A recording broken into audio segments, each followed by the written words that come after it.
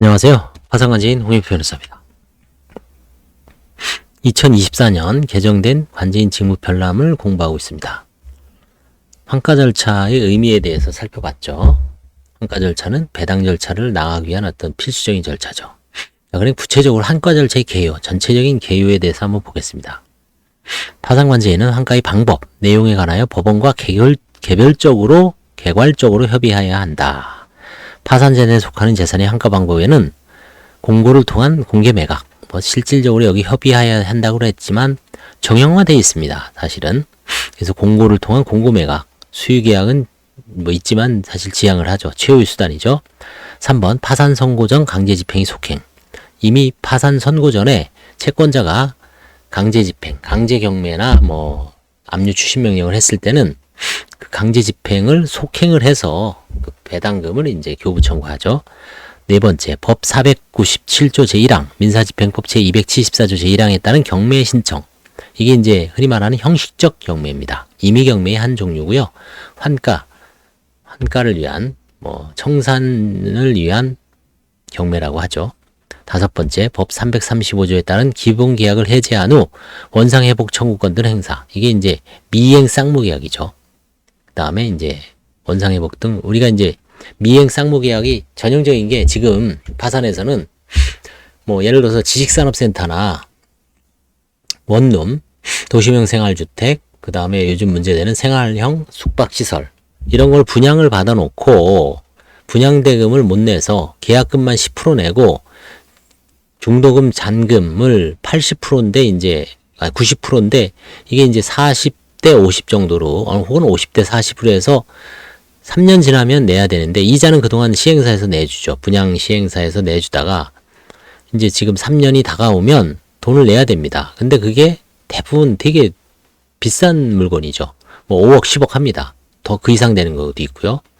그래서 5천만 원만 내고서 이제 쭉 상황을 지켜보다가 이거를 이제 분양대금을 납부할 수가 없어서 능력에 붙여갖고 파산에 들어오시는 분이 많죠. 그때 이제 335조 미행 쌍무계약에 따라서 파산관제인이 대부분 해지를 합니다. 사실 파산관제인이 해지를 하지 않아도 파산 들어오면 시행사가 사실 해지하는 경우가 있습니다. 그래서 미행 쌍무계약인데 해지도 안 하고 면책받은 경우도 있었습니다. 그럼 여섯 번째, 처분전 임대. 처분전 임대하는 경우는 거의 없다고 보시면 됩니다. 추심은 많죠. 여덟 번째, 수개재산의 일괄 매각. 이것도 가능하고 있습니다. 그 다음에 영업의 양도도 법인의 경우에는 좀 활발한데 개인의 경우에도 영업의 양도는 일부 있을 수 있죠. 특히 이제 영업시설을 치과, 병원 같은 경우에 그런 게 많죠. 치과라든가, 그 다음에 이제 대부분 이제 음식점 같은 거는 그 전에 폐업을 하거나 원상회복, 그 다음에 권리금을 조금 바꾸서 넘기는 경우는 있어도 실제 파산 절차에서 개인 파산에서 영업이 양도를 하는 경우는 극히 드물다고 봅니다. 열 번째, 그 밖에 재산의 환가에 적당한 방법 등이 있다. 이게 실무준칙에 나와 있습니다. 그래서 대부분 이제 부동산 지분이라는 건 옛날에 기획부동산에서 평창올림픽이 열려서 호재입니다 해갖고 이제 강원도 정선, 태백, 그 다음에 영월 이쪽 아니면 강릉, 원주 이런 지역에 부동산을 지분으로 쪼개서 매각한 경우가 되게 많죠.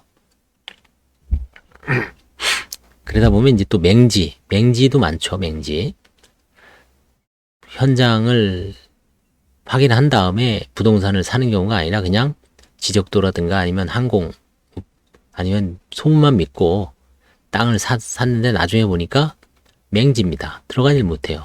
맹지는 쓸모없는 땅이죠. 쓸모없다기보다도 가격이 아주 형편없죠.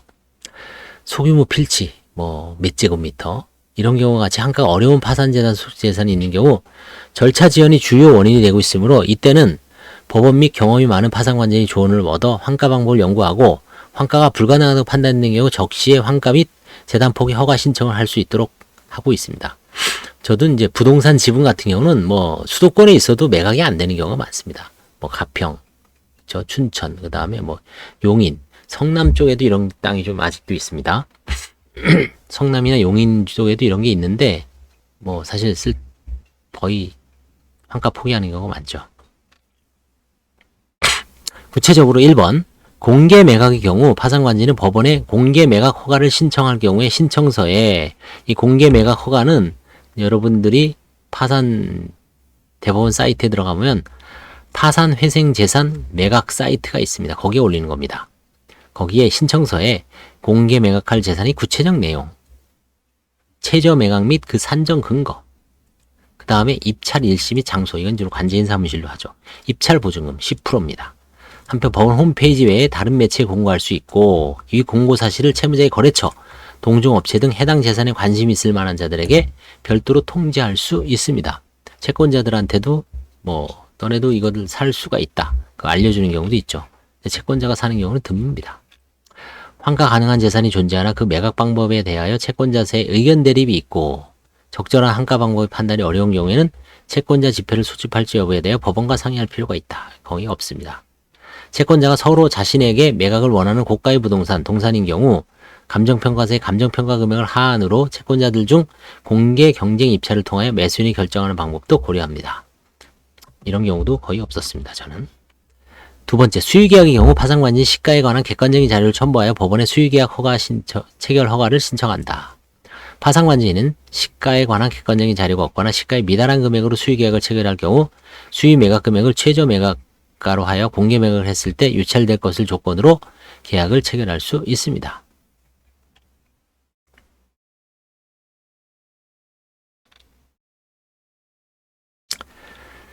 세 번째, 민사집행법에 의해 한가의 경우 파산관제인이 이 방법에 의해 한가를 검토할 수 있는 상황으로는 매각 가능성도 있어 보이나 매수인 물색에 어려움이 있는 경우. 두 번째, 제3자가 불법 점거하고 있어 집행법원의 부동산 인도 명령 등을 받을 필요가 있는 경우. 이건 경매가 좋죠. 3. 매도 후 하자 담보 책임이 우려되는 경우. 경매에는 담보 책임이 적용되지 않죠. 네 번째, 별채권자가 별채권을 실행하지도 않고 임의 매각에도 협조하지 않는 경우인데 이런 경우에도 파산관제인은 별채권자 의사와 관계없이 민사집행법에 의하여 별채권의 목적인 재산을 한가할 수 있고 그 절차는 담보권 실행을 위한 경매에 따라 실시된다. 이게 이제 일종의 형식적 경매를 할 수가 있습니다. 집행비용은 파산재단에 제출하고요. 돈이 없을 때는 채무자한테 예납비용을 납부하게 하는 경우도 있고요. 관제인이 자기 돈으로 하는 경우도 있습니다. 저도 옛날에 이게 상속재산 파산해서 성남에 있는 마을금고인가요? 거기서 별채권을 10년 동안 행사를 안 해서 결국은 상속재산 파산해서 제가 한번 요청을 했는데도 안 하더라고요. 그래서 결국은 임의경매를 하려고 했는데 법원에서 이제 반대를 해서 결국은 한가 포기한 적이 있는데 아무튼 이렇게 여러 가지 절차가 있습니다. 개인 파산 절차에서는 화해계약 체결의 방식으로 한가가 이루어진 경우가 많죠. 그래서 화해계약을 통해 한가를 하는 경우에도 화해계약 대상인 재산이나 행위가 파산제대로 편입되어야 하는 재산이나 행위여야 합니다. 예를 들어 부인권이 대상이 되는 재산이나 행위인 경우여야 합니다. 이러한 경우 파산관제인은 화해계약 체결 허가 신청서를 제출하여 법원의 허가를 받아야 합니다.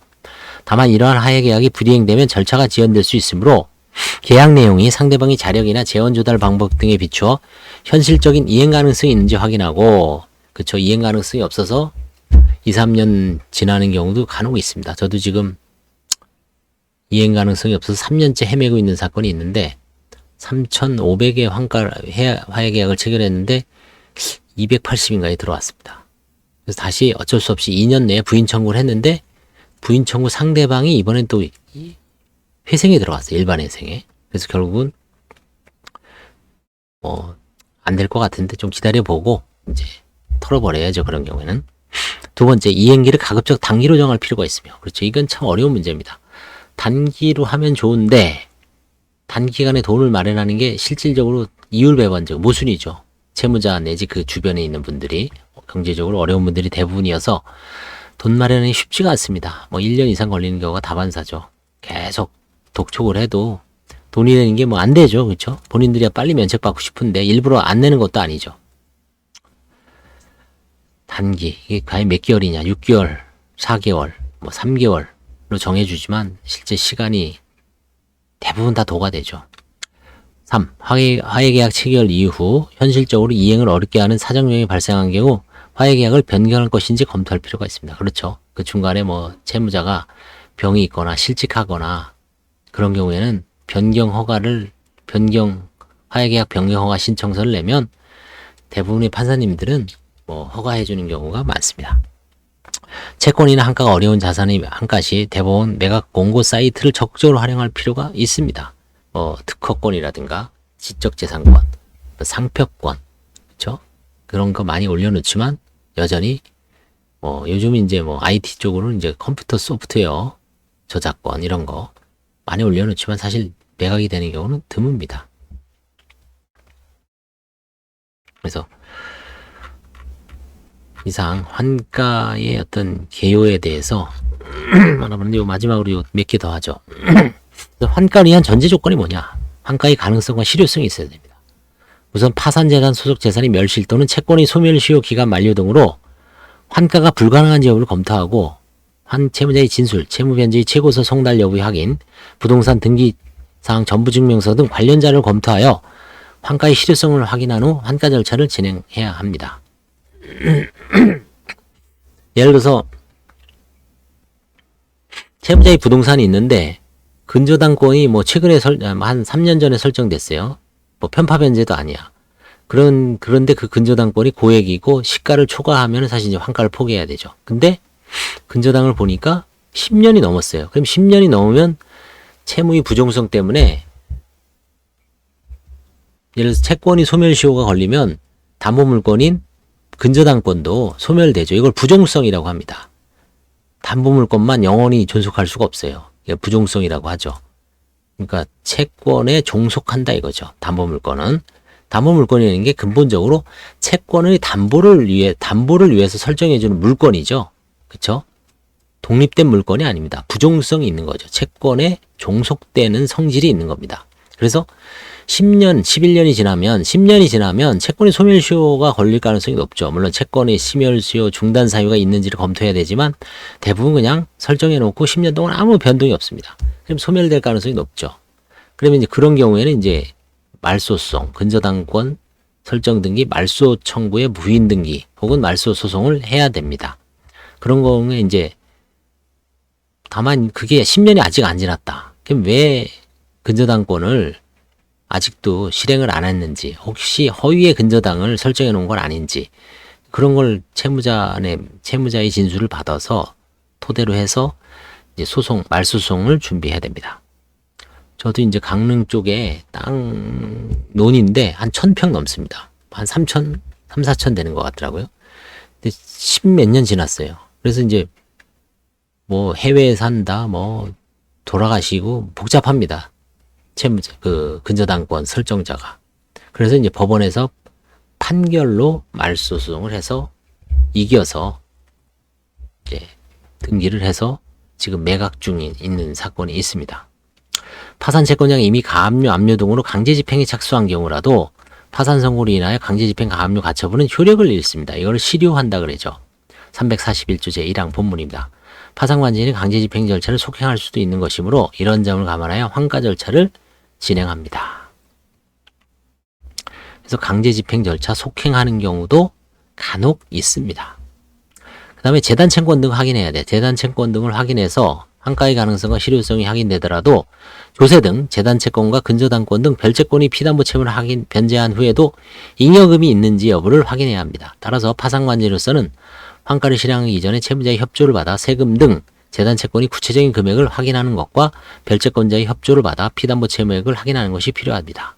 그래서 이제 환가의 제1 요량으로 재단 채권을 직접 세무서를 방문시키죠. 세무서, 그 다음에 지방세 관할인 시군구청을 방문시키고, 그 다음에 4대 보험을 관장하는 국민건강보험등단 이 세 곳을 채무자를 방문시켜서 체납 여부를 싹싹 조사합니다. 그 다음에 이제 때로는 이제 관제인이 직접 공문을 보내서 이제 교부 청구를 받죠. 그 다음에 별채권자, 은행이죠 주로. 은행이나 금융기관 방문을 해서 잔존 채무액을 이제 피담보 채무액을 확인하죠. 근저당은 만약에 1억이 설정돼 있는데 채권 최고액이 실질적으로 이미 변제를 할 수도 있습니다. 아니면 변제 중으로 금액이 쪼그라들 수도 있죠. 대부분은 이제 그 변제를 못해서 그 금액 플러스 알파 이자가 발생해서 채권 최고액의 이제 근접해 나가는 상황이 거의 뭐 8, 90%지만 간혹 이제 채무가 줄어드는 경우도 간혹 있습니다. 특히 자동차 같은 경우에 이제 할부를 내기 때문에 그런 경우가 많죠.